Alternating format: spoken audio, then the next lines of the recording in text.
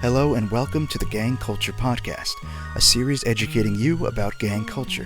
Whether you're listening at home, school, or on the way to work, we hope you can enjoy listening and learn something to share with others. Introducing our guest for today's podcast episode, Damond Warren. Damond Warren is a dedicated educator and advocate coming from Philadelphia. Born and raised amidst street culture himself, Mr. Warren brings a unique perspective to the conversation, offering insights into the challenges and opportunities faced by young individuals navigating similar environments. With a career spanning over 3 decades, Mr. Warren has been a stark figure in the realm of youth education and empowerment. The former principal of Ferris School for Boys, Damond Warren's passion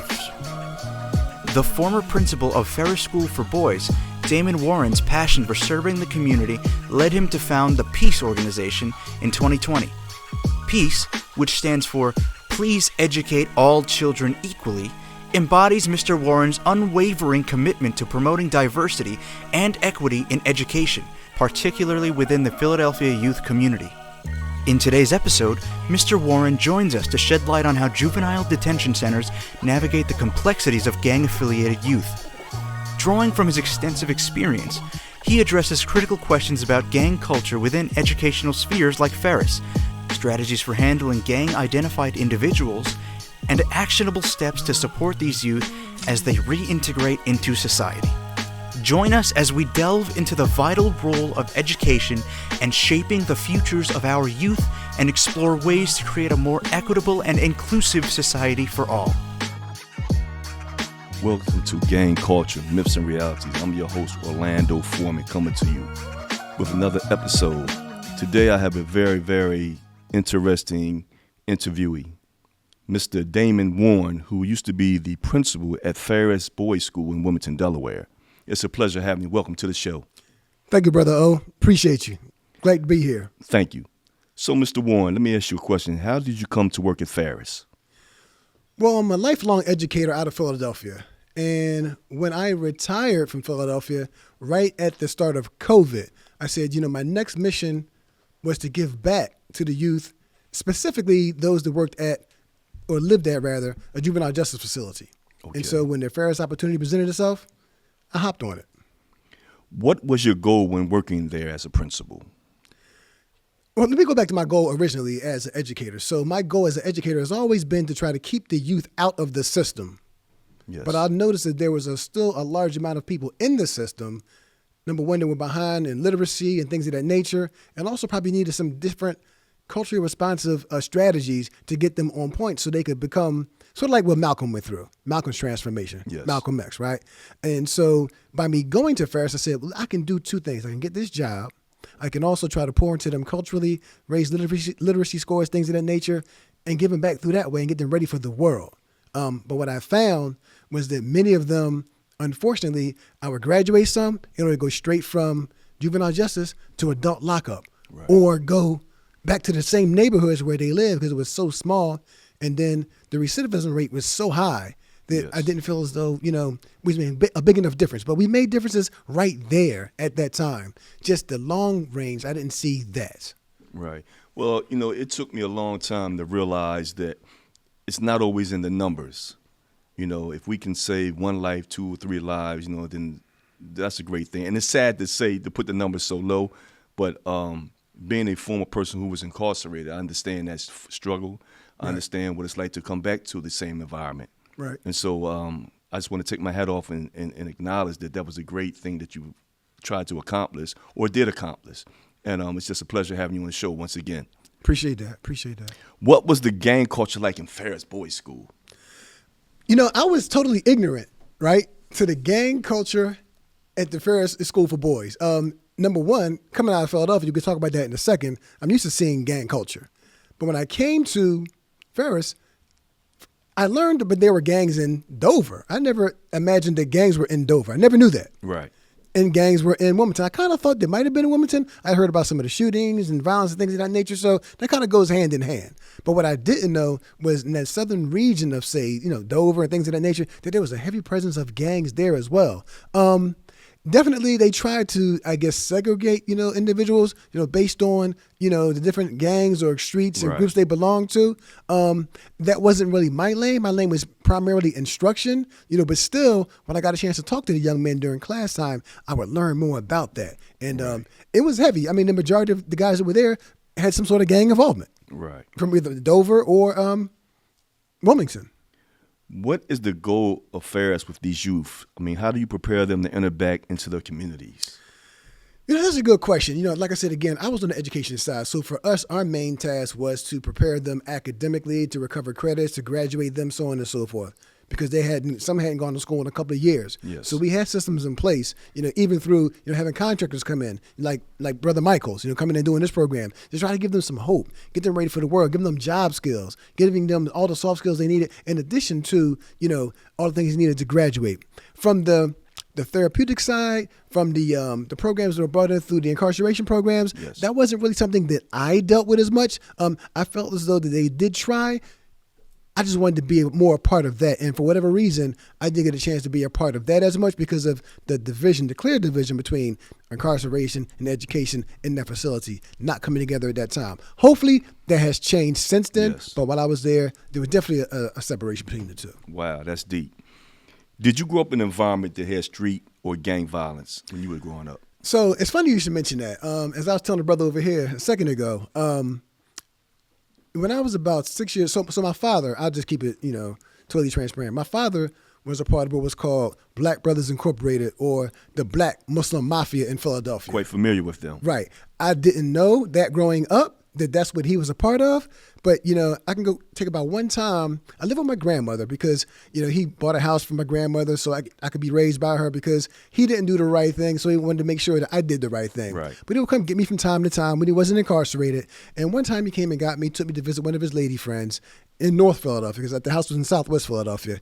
And at 6 years old, I ended up seeing my first murder at 6 years old. Wow. Right. He was in the house, and me and the ladies' kids were outside playing and whatnot. And somebody came up and killed this guy right in front of us. And it was pretty much because this guy, my father knew him. He might have been a colleague, an associate, whatever the case may be.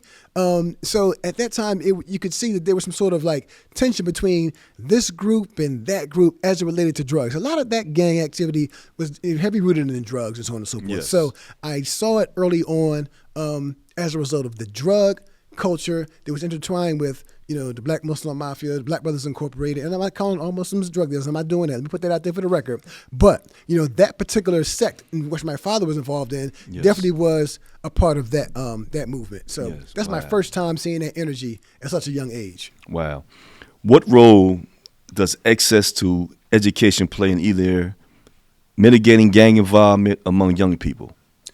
So for me personally, like I said, I've been an educator for over 30 years now. And my mission, my why for becoming an educator in the first place was to go into, so you know what COINTELPRO is. And for the people out there that may not know what that is, COINTELPRO was the program that the FBI used to infiltrate organizations, whether it be the Black Panther Party, whether it be J. Edgar Hoover. J. Edgar Hoover, whether it be Black Panther Party, Martin Luther King, Malcolm X. Yes. Actually, the KKK, but I think, that's another thing, where there was actually part of them was a part of that too as well, but that's another conversation. So IU came up with a concept called reverse COINTELPRO, meaning that I wanted to have the consciousness of going into these different school systems and provide young people African-centered education to get more knowledge of self that would take them away from wanting to aspire to be going to jail and being street and being, gang culture, drug culture, so on and so forth. So I believe that between being an educator and also being a football coach too as well, I would use the things that I had learned. I would get information, turn it around right back to the babies to get them ready for the world and try to get away from gang culture, selling drugs, and ultimately going to prison or dying as a result of. Now, being a former sports star myself at one time, football, baseball, basketball, how did you use sports with some of the kids that you may have thought had been involved with gangs? Was it a way maybe to get them off the block? It's funny you should say that. So I touched on a little bit of my father.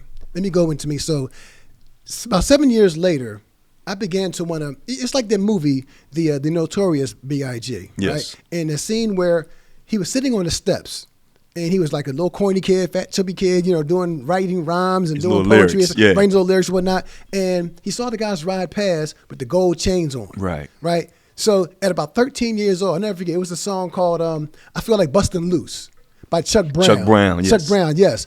And I'm playing this song in my grandmother's house, and I'm playing it loud. My grandmother came in and said, turn that thing off. And this is the first time I raised it with my grandmother, and I said, no.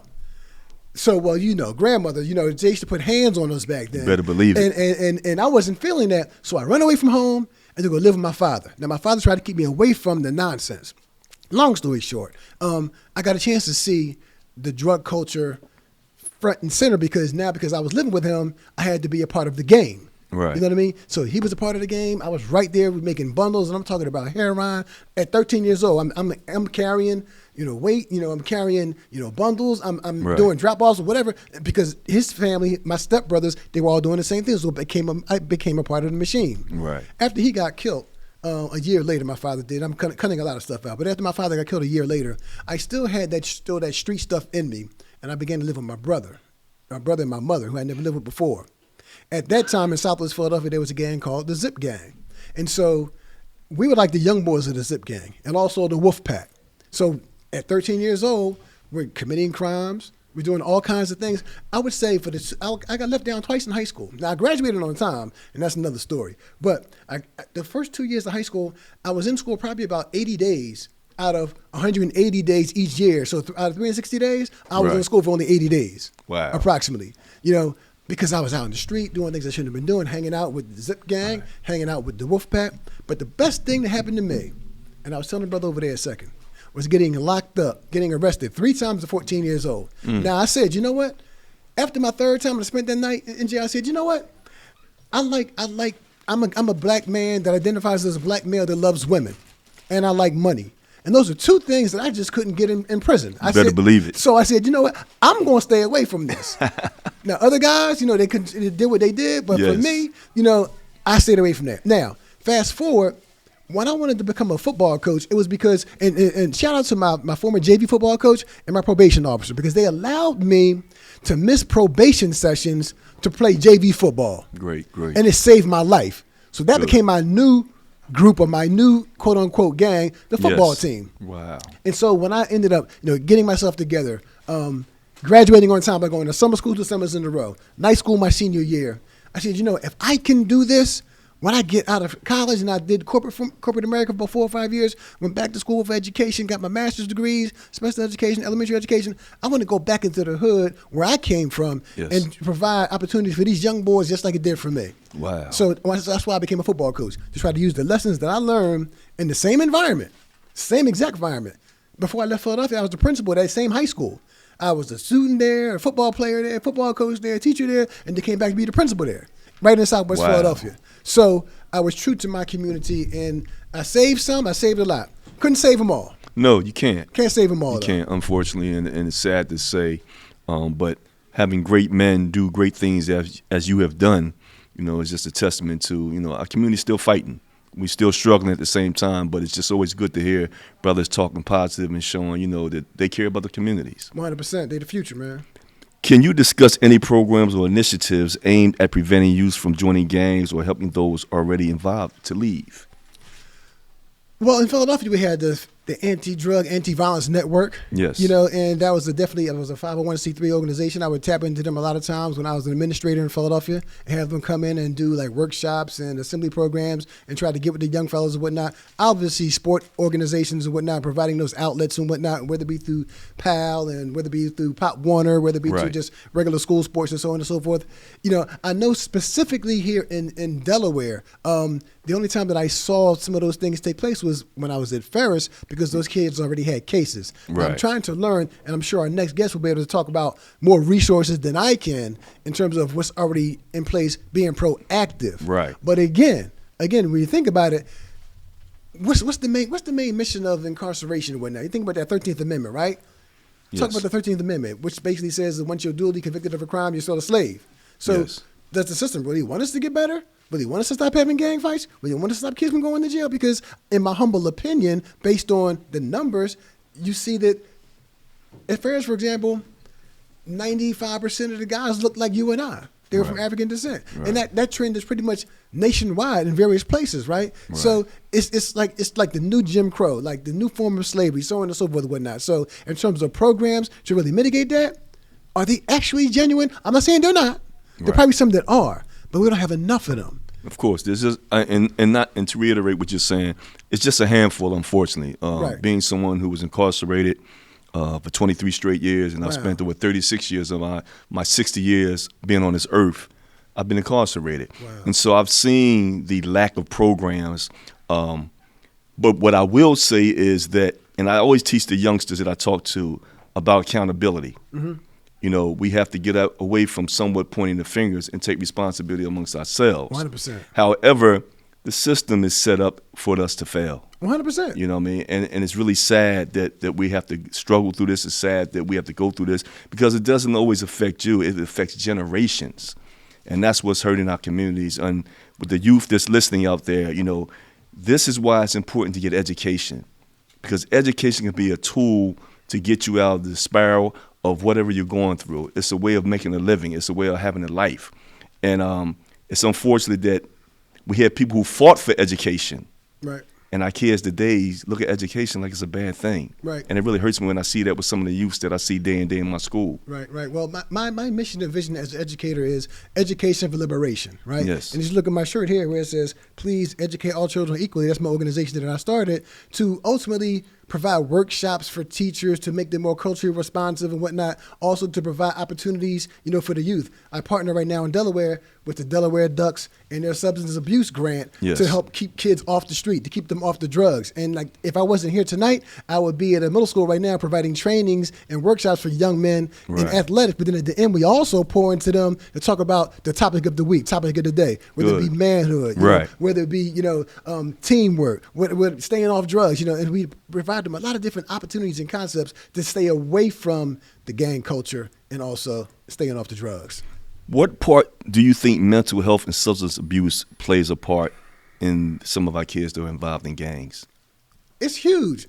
One particular kid, this kid, I keep going back to him at Ferris. He told me, he said, Brother Warren, and he was smart academically, but every now and then he would just snap out, and they would have to restrain him and so on and so forth and whatnot. Right. And when I would get him, I would talk to him, and he opened up to me, he said, Brother Warren, I'm supposed to be here. I said, young brother, what do you mean you're supposed to be here?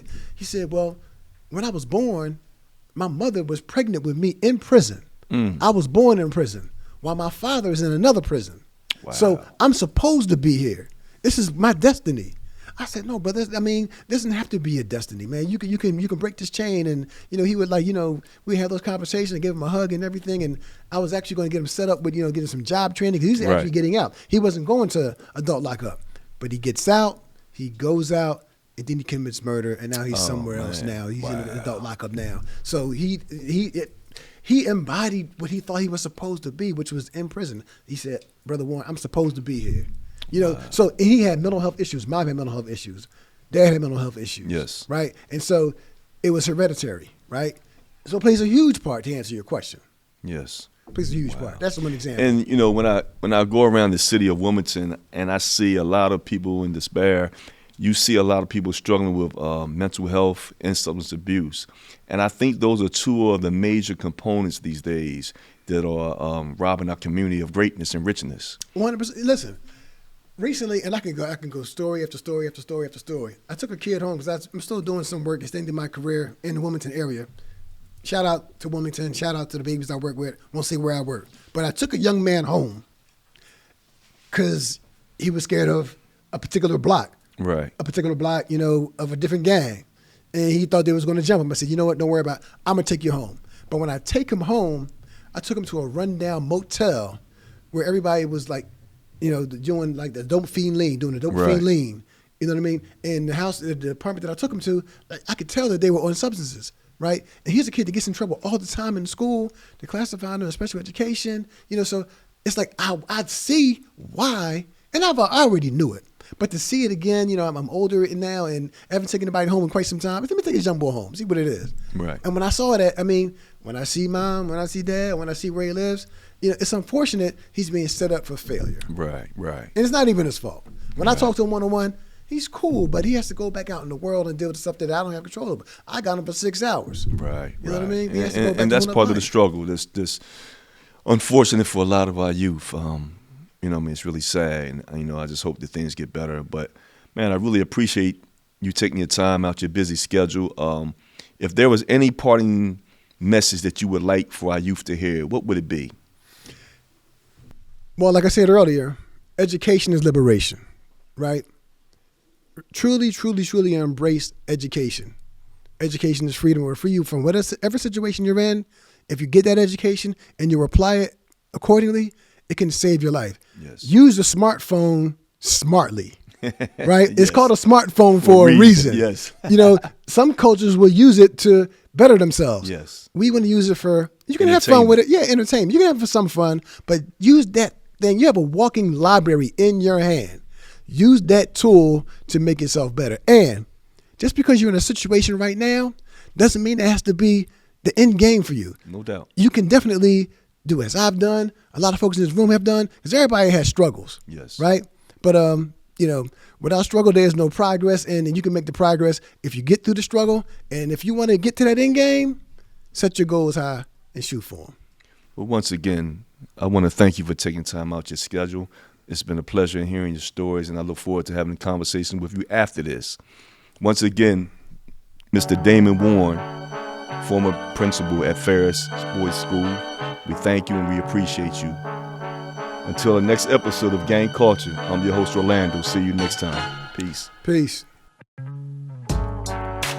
This has been the Gang Culture Podcast, brought to you by The Cause and produced by the youth of The Cause production crew. Produced by Scott Michaels and Dennis Finnicaro. Program manager is Darby Putney Vashis. Video and audio edited by Louis Navarrete. Hosted by Orlando Foreman. Thank you for listening. Stay tuned for a new episode dropping next week.